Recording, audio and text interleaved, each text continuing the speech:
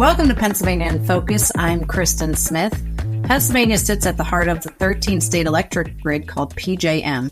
That means the state's role in generating power to keep lights on in neighboring states is crucial. But a report warns that recent government policy choices have weakened the grid, making it more vulnerable to disruptions. Joining me today is Center Square's Pennsylvania reporter, Anthony Hennon. Anthony, tell us more about these disruptions and what about government policies make us more vulnerable than we have been in the past? Yeah, so this is a bit of a perfect storm coming together. This is not unique to Pennsylvania's electric grid. This is something we're seeing nationally. So Pennsylvania is part of PJM, which stretches across all or parts of 13 states, about 65 million people. And, we're steadily seeing climbing demand for electricity, either from more general power needs across populations, a shift from, gas-powered cars to electric vehicles. We're seeing generally a rising swing in the demand for electricity and energy. So that puts more pressure on grids nationally. The problem here in Pennsylvania is essentially the keystone state here for PJM. There's some other states that produce more electricity than they use, but as far as the excess electricity produced, Pennsylvania is number one here. Other states, we basically transmit that electricity out and they buy it and use it, and that's what keeps the light on. The problem is we are starting to see things like coal-fired power plants shutting down ahead of schedule or ahead of their estimated lifespan due to concerns about the environment, due to concerns about future upkeep, due to concerns about shifting demand, and therefore companies putting reinvestments elsewhere. At the same time, we are trying to replace that coal power with solar, wind, other forms of renewable, which a coal plant runs 24 hours. Wind and solar only works when the wind is blowing or when the sun is shining, respectively. And we don't necessarily have long-term storage capacity for that yet. So that's becoming a little more difficult to handle.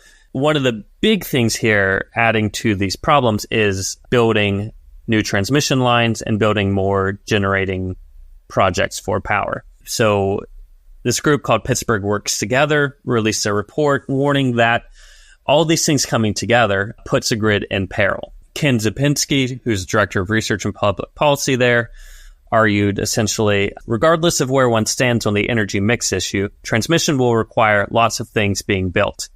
And it's really difficult and time-consuming and expensive to build big things in this country. So we're shutting down power generation without getting things in place soon enough, and we're dealing with roadblocks on the local level, on the state level, on the federal level of getting new sources of power in place before we actually need it.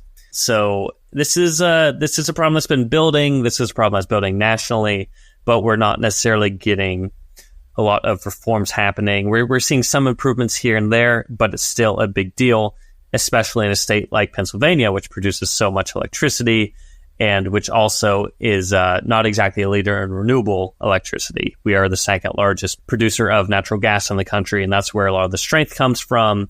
And switching our power sources from coal to natural gas has also driven down a lot of emissions in the past 15 years. So when Pennsylvania lawmakers who are concerned about moving too quickly towards renewable energy, when they talk about doing that and how it's going to impact prices, PJM and this report are really underscoring that, and how the cost of building everything out or the cost of shutting down these legacy generators, how that's going to spike prices for consumers.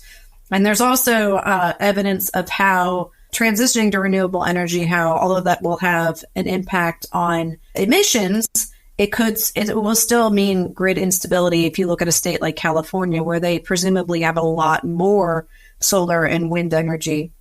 They have rolling blackouts. They struggle because, in large part, they have infrastructure that cannot support their new renewable energy sources.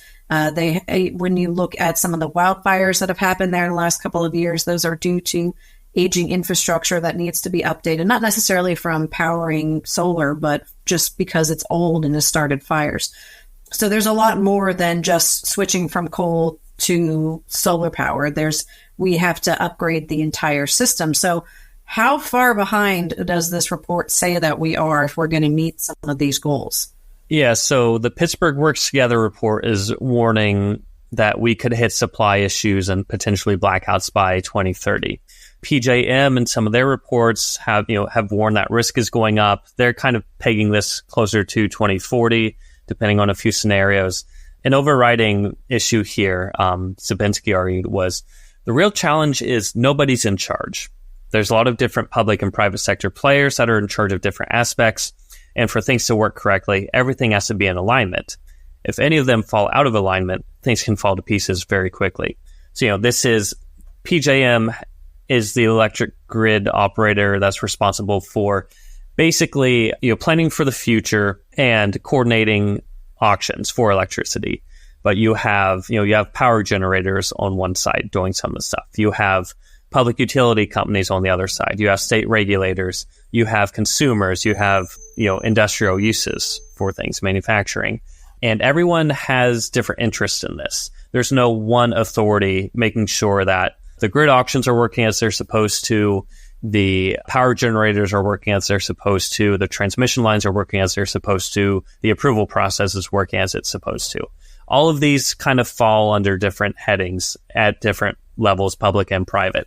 50, 60, 70 years ago, that was less of a problem because you see, like in places like Virginia, utility companies still own a lot of transmission lines, and it's a lot more vertically integrated as compared to a lot of other electric grids. 50, 60, 70 years ago, we also weren't seeing a massive increase in electricity demand.